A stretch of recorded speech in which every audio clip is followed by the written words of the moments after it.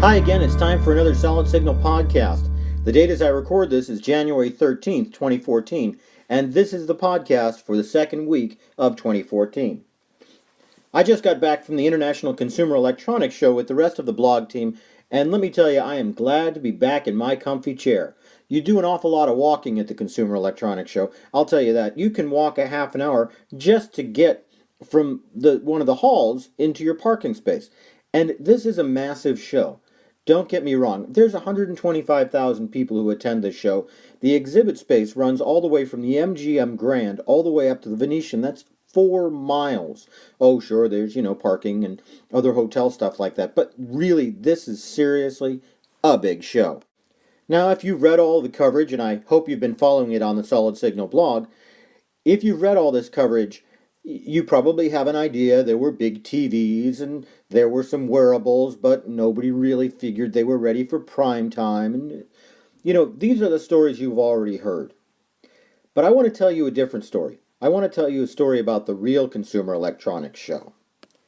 For maybe 20 companies at the International CES, the Real Show is all about the big booth. Oh, sure, you know them. Samsung, LG, Panasonic, Dish, even newcomers like TCL and Hisense. The show floor for them is all about displaying and getting their name in the news, because honestly, with all the money that they spend on these booths, and it has to be in the 6 figures, they're still getting cheap advertising all over the world from what they display.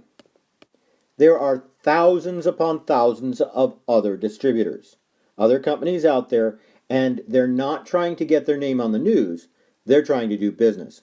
I'm talking about companies like DirecTV, like Wilson Electronics, like TiVo, companies that Solid Signal already has an established business relationship with. These companies, some of them don't even have real exhibit space. They just have meeting space. It doesn't really matter because it's not about somebody walking by and saying, hey, I've never heard of you and I'd like to know more. It's about getting a deal done. To paraphrase, the real business of the International Consumer Electronics Show is business.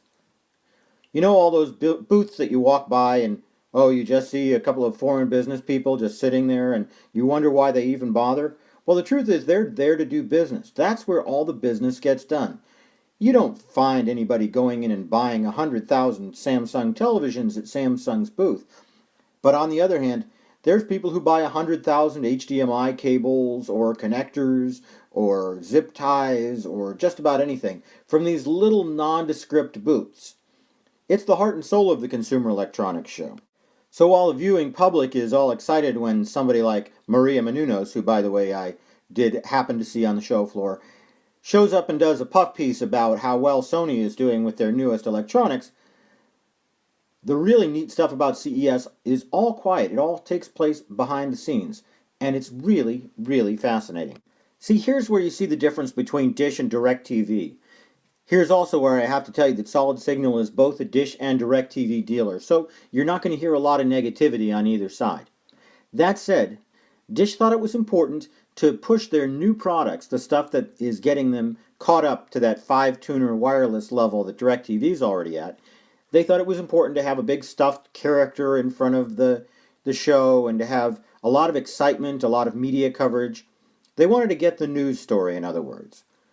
DirecTV is already at that level that Dish says that they want to be at, and so what they really wanted to do was talk to other companies, the big boys, in other words, to try to show them where DirecTV is going, how they're going to remain profitable, and how they're going to continue to offer a consistent product in the future that's exciting and innovative. They did this behind closed doors, which is why Dish, had this big presence at the show, and it's wrong to say DirecTV didn't. DirecTV did have a presence at the show, just not a public one. But, as I said, in some ways, depending on what you're trying to get accomplished, having a private presence can be even more important than a public one. Both companies did what they needed to do for their particular needs, and it's really interesting to see how the two different ideas go about.